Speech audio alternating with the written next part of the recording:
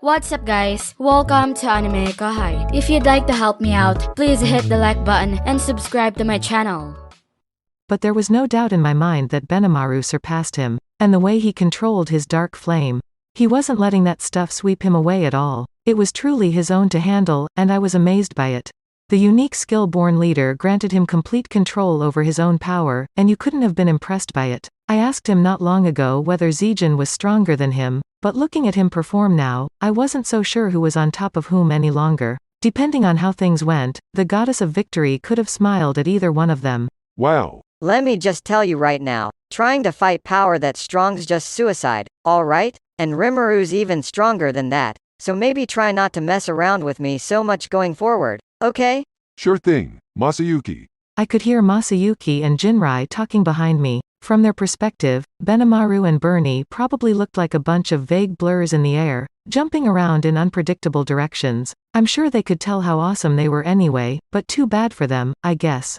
Personally, I had been using Ural's absolute defense to protect them both from any stray bullets, or I suppose, stray explosive shockwaves. But that was actually a lot tougher than it seemed. Bernie's ultimate skill was applying itself to all his attacks, so if I wasn't careful, he could absolutely bust through absolute defense. I mean, it was really Raphael's problem and not mine, but still.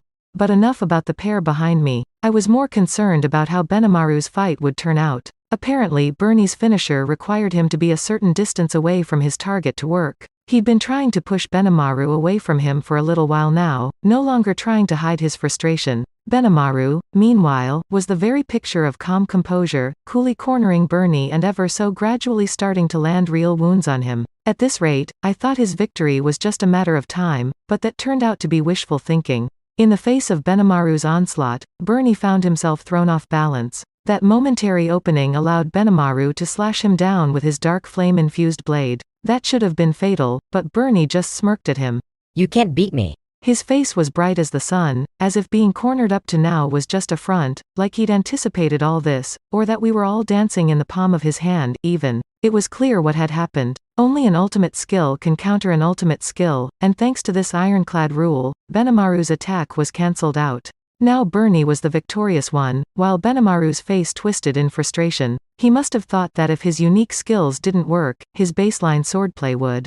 But reality was crueler than that. His sword did reach Bernie, but once again, his armor blocked it, preventing the blow from being fatal. Even worse, whatever damage it did deal, Bernie promptly cast recovery magic to heal up.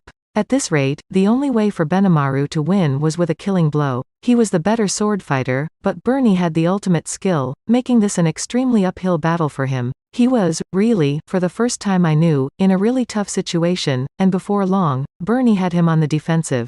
As Benimaru was put in that tight spot, Khloe was facing an unexpectedly tough bout of her own. In terms of sheer ability, Khloe was by far the best, but Jiwu, a specialist at striking her foes' weak points, didn't even try to wage a typical swordfight against her. She was also doing things like putting up isolating barriers to keep Khloe from calling for backup or conjuring up toxic dark mist to blind her. All these things to help give her a situational advantage. That sort of thing wouldn't work on the masked Khloe, but with Jiwu so intent on escaping her at every moment, she was having trouble catching her. Jiwu kept running away. Khloe kept chasing her, and the result was a very prolonged battle. But hey, unlike Benimaru, Khloe's got an ultimate skill, right? If she was more powerful than I was, I didn't think she was about to lose to Jiwu, so I didn't pay them particularly close attention, assuming that everything was cool with Khloe, but apparently things weren't gonna go that easy. By the time Benimaru was thrown on the defensive, Khloe was facing some real trouble as well. You sure love scampering away from me, huh? She said to Jiwu. Of course. Your sword's too dangerous. I have a hunch it could penetrate my defenses. Jiwu was cautious. She was facing an unknown in Khloe, and she kept her head as she tried to deal with her. Khloe's absolute severance was a unique skill, but for some reason, it boasted so much power that you could feasibly call it an ultimate if you wanted to. Maybe Jiwu was just being modest when faced with its power, but no, a legend-class suit of armor definitely wouldn't stop it. She even dealt damage to Veldora with it, so I'd have to say that Jiwu was taking the right strategy here. You know running around all day won't beat me, don't you? I can't deny that. But that's not the problem. I'm not here to win. I'm here to protect Bernie. And once he kills that ogre, We're both going to kill you next. I wasn't about to take that sitting down, but then Jiwu started to get real tricky with me. Every time I tried to join in the fray, she'd start lobbing attacks at Labyrinth City behind me. The quarantined capital city was safely ensconced behind Masayuki and the others, but if any magic landed on them, I couldn't guess how much damage it'd cause. Even worse, Jiwu was asking for Bernie's assistance.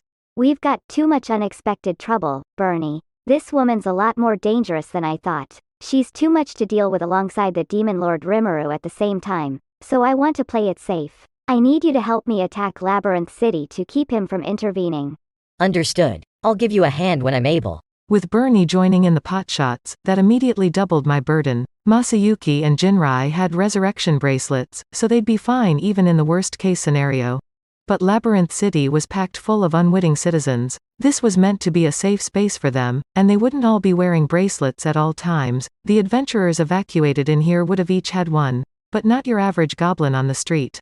So now I had to not only keep the guys behind me safe from stray magic blasts, I also had to deal with Jiwu's and Bernie's harassment. All their attacks on the city were of the ranged type, so I could just swallow it up with Beelzebub, Lord of Gluttony, and that was that. But now I no longer had the free time to help Khloe at all. Like, seriously, man. Good thing, then, that Khloe came here in time to help us out. If it were just Benimaru and me here, we might have been defeated long ago. After all, Benimaru was only barely able to stave off Bernie's attacks. One false move, and he might be overwhelmed by them entirely, making it hard to keep his foe from attacking the city. The edge he had in absolute ability was what allowed him to keep this battle going, really. A single direct hit from Bernie's onslaught would instantly kill him, but Benimaru handled it all with a calm, studied demeanor. The tables might be turned skill-wise at the moment, but I still thought Benimaru deserved a round of applause. Still, though, I thought of all these guys as little more than roadies for Masayuki, but they had some wild hidden abilities. In a way, the fact that they had deceived me for so long showed just how good they really were. Even Rumina's didn't give these guys the time of day when she met them at the festival. I guess I can't blame myself, okay, Raphael, for overlooking them, too. Regardless, I'd say we were in a pretty dire situation right now. In addition to everything else, my thought communication with Ramirez was cut off, so we were now forced to overcome this assault all by ourselves. And I guess Khloe could sense my anxiety, because she chose that moment to take a gamble, and that led to an unforeseen blunder. If that's how it is, time to pull something out of my sleeve. If she had something to get us out of this situation, I'd really love to see it right about now. But for some reason, I had a bad premonition about it. For a single moment, the world went dark on me. All movement stopped, and I felt like someone had tied me up with rope.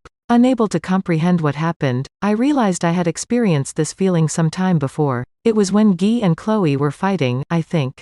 Report. The subject Khloe Aubert's life energy is confirmed to be falling. She appears to have failed to control her skill.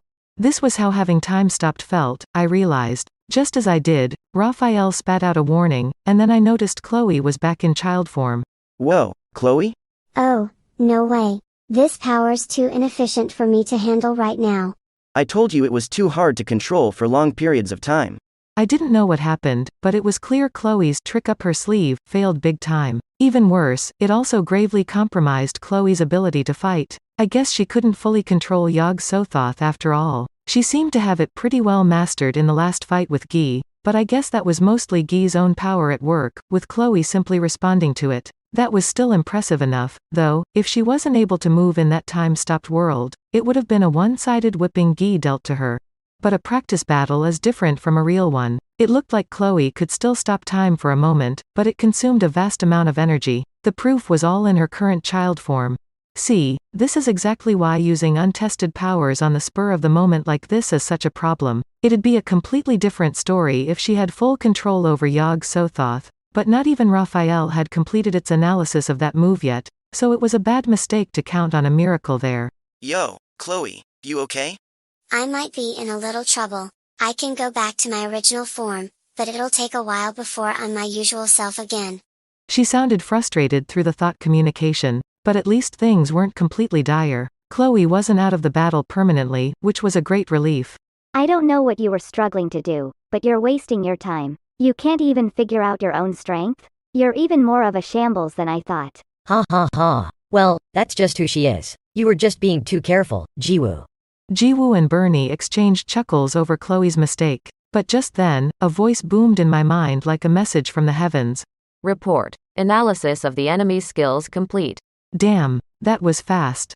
It still hadn't wrapped up Chloe's Yog Sothoth yet, but Bernie's and Jiwoo's ultimate skills were apparently a piece of cake by comparison. I would have been satisfied if we could have narrowed them down to a specific family of moves, even, but this was a happy miscalculation on my part. So what's up? Lay it on me.